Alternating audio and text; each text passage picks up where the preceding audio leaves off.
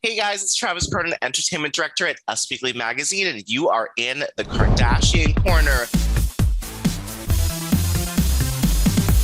The show where we carve out a little corner of the internet just to bring you the latest, greatest, chart-topping headlines from the Kardashian-Jenner family, as orchestrated by Kris, or maybe not. Who's to know? Maybe we'll find out today. Well, I couldn't do this alone. Thank you, Christina Garibaldi, for coming into this corner. I love it. And Nicholas Gonzalez. Hey, how you doing? I'm doing great, guys. I'm excited to talk about Kardashian stuff today. Let's do it. Yeah, let's do it. Well, Khloe Kardashian has finally opened up about welcoming her son with Tristan third trimester Thompson. Now, 3 weeks after the news broke that she welcomed the son via surrogate, Khloe opened up about True and her new baby in an interview with Elle. When asked how she's doing as a mama too, she says, "I know it's cliche, but I love everything, even the hard parts." When she called her kids, she said that her kids, quote, challenged me as a person. So, quote, being able to shape my little people into really incredible big people is an honor and a gift. She also said we have to take our role seriously, talking about parenting, especially in today's day and age, with how much accessibility the children have to information that they're exposed to when they're young. I can totally get this with Khloe because there's a lot of information about her family out there. She continued to say, she said, "It is super scary, but I take my job very seriously and I love it so much." Now, this is the first time she spoke about her new baby boy with Tristan, who is 8 months, or before he welcomed his other son, Theo, who is 8 months old with Marley. Tristan is also a dad to Prince, age 5, with Jordan and Craig. A source previously told us that Khloe was keeping the pregnancy a secret to, quote, protect the surrogate and the safety to protect her mental health from judgment from the public. Now, what do we think about these Khloe quotes? The being a mom, I love everything, even the hard parts, sounds great. Christina, is that the truth at all? That is not the truth at all. Like, there is no way that you love getting up every single hour of the night, or when one is sleeping, the other one gets up. When the other one's sleeping, the other one gets up. No, you don't love everything about it.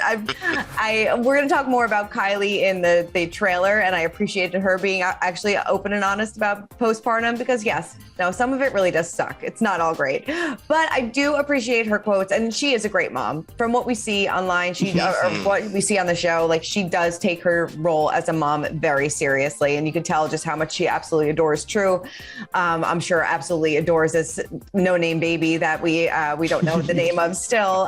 Where is these names for these children? But no, I think that she makes a really good point that they're so accessible to everything on social media, especially all the headlines that the Kardashians have, especially everything with Tristan Thompson that she's going to have to shield them from. So yes, she has to be overly cautious when it comes to those two kids. I mean, I can't imagine. I don't even want my kid on social media. She's 3, and I can't imagine what they have to deal with. Magnify that times 100. So I appreciate the quotes. We need a name, though. We really need a name. Well, Khloe wasn't the only one who we got a sneak peek into upcoming Kardashian-Jenner news. Hulu released its trailer for the second season, or is it the second half of the first season? I'm not really sure. But the new season is coming back September 22nd, 3 months after its very shocking season 1 finale. Now, if you remember, the series ended on a very, very rocky note in June, where Khloe found out about Tristan third trimester Thompson doing what he does, his huge paternity scandal. And then we had a sneaky post-credit scene featuring Kim's then boyfriend, Pete Davidson, sparking loads of interest in the comic's potential in season 2 appearances. We saw him maybe popping up a bunch of places. But according to the latest trailer, it does not look like Pete will be heavily featured in this show at all, because there's no sign of him whatsoever. Now we get glimpses of all the Kardashians at the Met Gala, and we saw that will be heavily featured in the season, and Pete was, of course, there with Kim. There was that famous, let's go have sex in the shower when she asked him, but all of that seems to be cut out, and he is nowhere to be seen at all. But there's, lots of other backlash for Kim.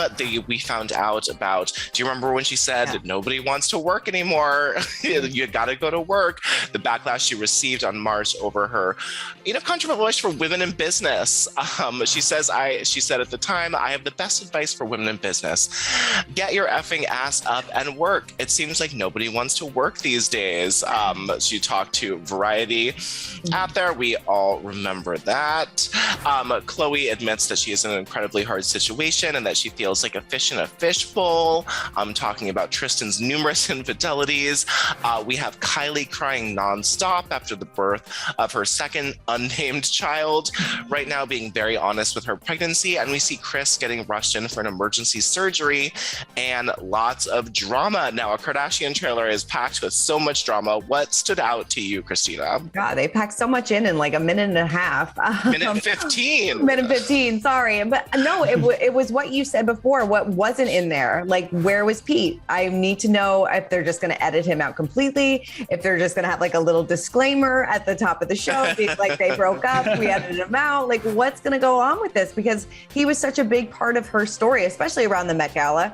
How can he not be in there? But I don't know. So that was really glaring. It seems like Kylie and Kendall really go at it this upcoming season too, which kind of, it seems like they have a strain in their relationship. And, Kylie being so open about postpartum, how she's been crying for 3 weeks. And, it really seemed like it rocked her. And I like I said before, I appreciate her honesty in that, because it's not all rainbows and butterflies right after. And it really does mess with your emotions and your hormones. So I'm sure she was probably lashing out at everybody.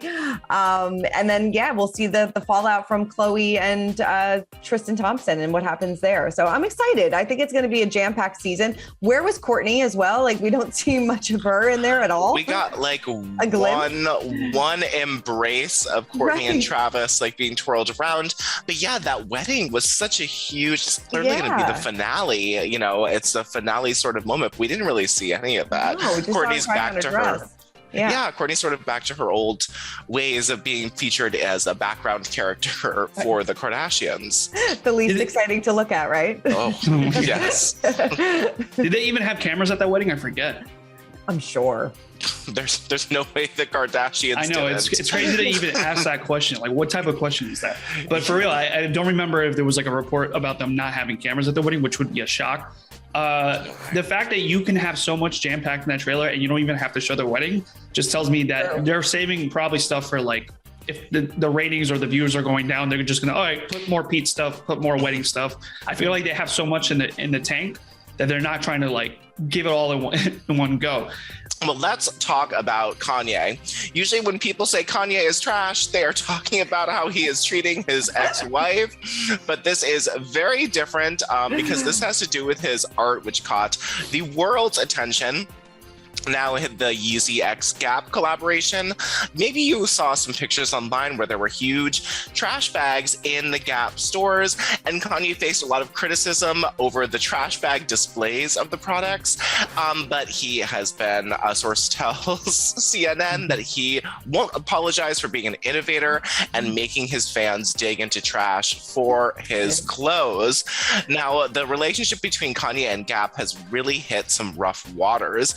Kanye is taking some shots at Gap for allegedly leaving him out of meetings and copying his designs. Kanye has gone off on the company for 2 days in a row now, first announcing on Tuesday that, quote, Gap held a meeting about me without me. Then on Wednesday, posting a text exchange with someone accusing Gap of copying Yeezy Gap, engineered by Balenciaga's designs on a standard Gap t-shirt. Now, according to Kanye, Gap also backed out of a shoot with his kids, writing, they canceled the photo shoot with my kids in Japan without me knowing. Of course, Kanye's Yeezy Gap brand has been extremely successful so far, with impressive sales both online and in stores. However, it appears that this relationship has become frayed because Kanye is not having much of a voice in the business operations as he may have intended. It's reports say that the only, part of the business that he was involved in is to put the clothes in trash bags. And that was the only part of this launch that he was a part of. So it seems like Gap and Yeezy may not be, so breezy and together forever. What do you guys think? Kanye difficult to work with? This is not surprising. I mean, they've had a collaboration for, I think, a number of years, a couple of years. It's been extremely successful, but you know, it's not probably easy working with Kanye all the time. And personally, I don't want to go through trash bags looking through my clothes for an outfit. Like, it's not really what I want to do. And a lot of people took a lot of issue with this too, because it was, they were saying it was disrespectful to homeless people. And, you know, and a lot of people took a lot of issue with it, which I totally understand. But yeah, working with Kanye is not so easy at times. And I can't imagine that Gap canceled a shoot with their children without telling them. I feel like that's not something that they would do. But I don't know. Gap hasn't come forward and said anything and debunked the rumors. So we'll have to wait and see.